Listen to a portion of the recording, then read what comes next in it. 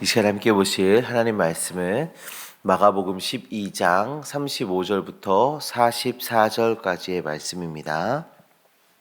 우리 한 절씩 교도하여 읽도록 하겠습니다. 예수께서 성전에서 가르치실새 대답하여 이르시되 어찌하여 서기관들이 그리스도를 다윗의 자손이라 하느냐. 다윗이 성령에 감동되어 친히 말하되 주께서 내 주께 이르시되 아직 내 우편에 앉았으나 하셨도다 하였느니라. 다윗이 그리스도를 주라 하였은즉 어찌 그의 자손이 되겠느냐 하시니 많은 사람들이 즐겁게 듣더라.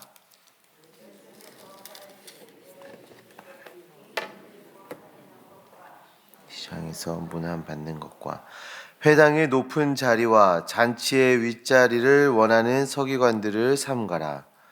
그들은 과부의 가산을 삼키며 외식으로 길게 기도하는 자니 그 받는 판결이 더욱 중하리라 하시니라. 예수께서 헌금함을 대하여 앉으사 무리가 어떻게 헌금함에 돈을 넣는가를 보실새 여러 부자는 많이 넣는데 한 가난한 과부는 와서 2렙돈 곧 한 고드란트를 넣는지라. 예수께서 제자들을 불러다가 이르시되 내가 진실로 너희에게 이르노니 이 가난한 과부는 헌금함에 넣는 모든 사람보다 많이 넣었도다. 다 그 풍족한 중에 넣었거니와 이 과부는 그 가난한 중에서 자기의 모든 소유 곧 생활비 전부를 넣었느니라 하시니라. 아멘.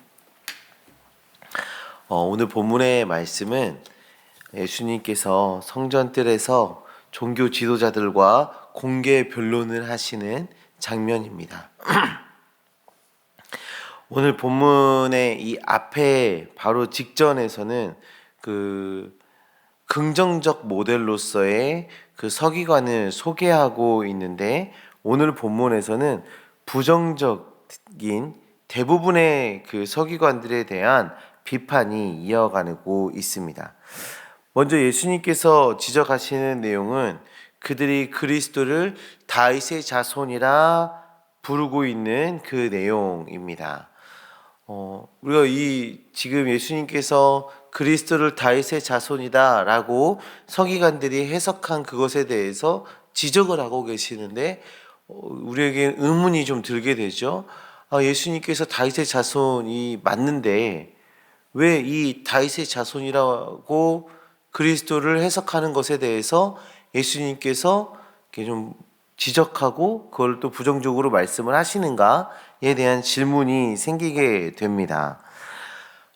구약에서는 그리스도를 다윗의 자손이다라고 말한 적이 없습니다.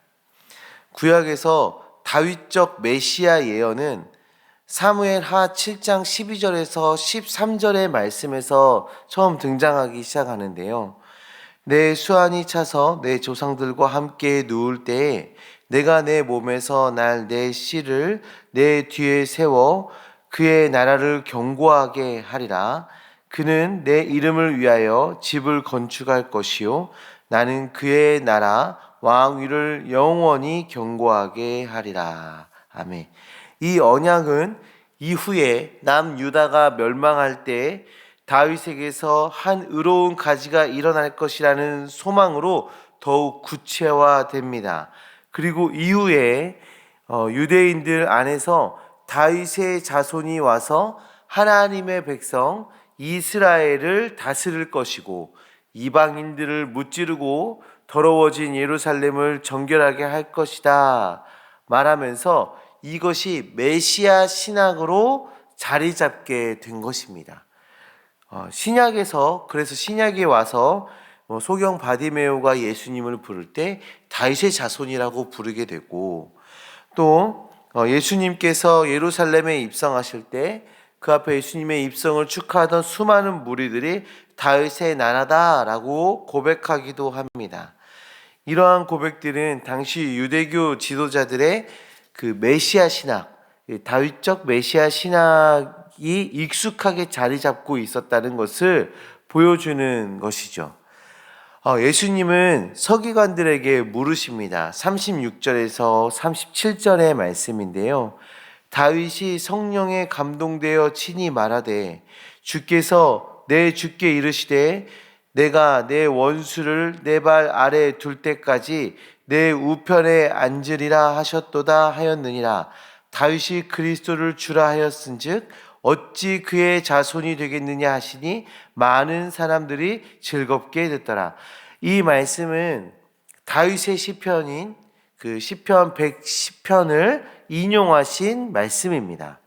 예수님께서 다윗이 성령으로 감동되어 이런 고백을 하였음을 의도적으로 드러내고 계시고, 또 그리스도 그 메시아를 주다라고 고백하고 있음을 말씀해 주고 계신 거예요. 다윗도 그리스도를 주라고 고백하는데 어찌 그리스도가 다윗의 자손일 수 있느냐라는 그 수사적 질문을 지금 하고 있는 것이죠. 물론 예수님께서 다윗의 혈통으로 오신 것에 대해서 부정하려 하신 것이 아닙니다. 오늘 본문에서는 예수님께서 강조하시고자 하는 말씀은 유대교 지도자들의 정치적인 메시아관을 뛰어넘어 다윗도 이루지 못한 더 큰 하나님 나라를 이룰 메시아상을 보여주고 계신 겁니다. 이 유대인들이 가지고 있는 메시아상은 어떠한 한 왕이 와서 자신들을 이 로마의 압제에서 구원해주고 다시 이 이스라엘이라는 나라를 견고히 세워갈 것에 대한 소망을 갖고 있었던 거예요. 그자가 메시아다라고 생각했던 거죠. 예수님께서 오늘 본문에서 말씀하시고자 하는 건 그들이 갖고 있는 그 메시아상을 뛰어넘어 더 큰 것을 보여주시고자 하는 것입니다. 예수님의 그 메시아로서의 그 사역은 이스라엘의 독립이 아닙니다. 하나님 나라의 완성이죠. 로마의 압제에서 구원하는 것이 아닙니다. 영원한 죽음에서 새 생명을 누리게 하시는 하나님의 사역인 것입니다. 성도님들, 그 생명의 주께서 우리의 주가 되십니다. 주님께서 우리에게 영원한 생명을 허락하시고 영원한 나라를 바라보게 하셨습니다. 우리 당장 눈앞에 놓여있는 어떠한 문제, 이 당장 눈앞에 있는 어떠한 현상들을 바라보시고 거기에 매여 있는 것이 아니라 주님을 우리의 생각으로 재단하지 마시고 주님의 가르침에 따라 주님의 영광을 바라보는 우리가 되어지시기를 간절히 소망합니다. 주님이 이루신 저 천국, 주님이 이루신 저 영원한 나라를 바라보는 우리의 시각을 갖기를 소망합니다. 예수님의 그 서기관을 향한 비판이 계속 이어지고 있는데요.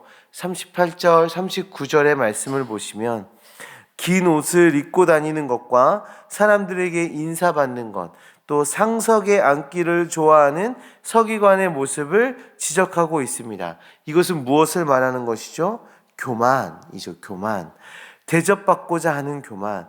하나님의 말씀을 배우고 알고 삶으로 살아가는 사람은 이런 삶을 살아서는 안 되는 것입니다. 우리의 왕이 되시고 우리의 주가 되시는 그 주님께서도 섬김을 받으러 오신 것이 아니라 섬기려 왔다라고 말씀하십니다. 그리고 하나님의 말씀 안에는 대접받고 사랑받아라 말하고 있지 않습니다. 하나님의 말씀은 너는 가서 대접받아라, 너는 가서 사랑을 받아라 이렇게 말씀하시지 않고 너는 가서 남을 대접하라, 너는 가서 남을 사랑하라 말씀하고 계신 것이죠. 심지어 서기관들은 어떤 일들까지 하고 있습니까? 과부의 재산을 빼앗는 악행까지 저지르죠. 과부는 성경에서 특별히 보호받는 자들입니다. 하나님은 과부를 편애하신다라고 말해도 이견이 없을 만큼 과부를 보호하셨어요. 하나님은 약자를 보호하셨다고요. 그런데 그 신앙의 모범이 되어야 하는 이 서기관들이 무슨 짓을 하고 있습니까? 그 연약한 자들의 재산을 다 빼앗고 있는 이 악행을 저지르고 있는 것이죠. 성도님들, 하나님의 말씀을 행하지 않고 하나님의 말씀을 지식으로만 담고 있는 자는 이렇게 서기관처럼 되기 십상인 것입니다. 하나님의 말씀처럼 겸손하고 이웃을 사랑하고 이웃을 섬기는 자가 되어야 하는 것입니다. 말씀은 듣고 아는 것에서 멈추는 것이 아니라 말씀대로 행해야 한다. 지금 말씀해 주고 계신 것이죠. 자신을 사랑하는 것이 아니라, 자신을 자랑하는 것이 아니라 하나님을 자랑하고 이웃을 사랑하고 하나님을 높이며 살아가야 함을 보여주고 있습니다. 사랑하는 성도님들, 오늘 하루 우리 하나님을 높이며 하나님을 드러내는 하루 되시기를 소망합니다. 우리 예수님은 우리의 상황과 환경과 생각을 뛰어넘는 분이십니다. 그 주님이 이루신 하나님 나라를 바라보고 그 하나님 나라를 누리며 그 하나님 나라에서의 평안과 그 사랑을 흘려보내는 주님의 제자들 되어지시기를 간절히 소망합니다. 기도하겠습니다.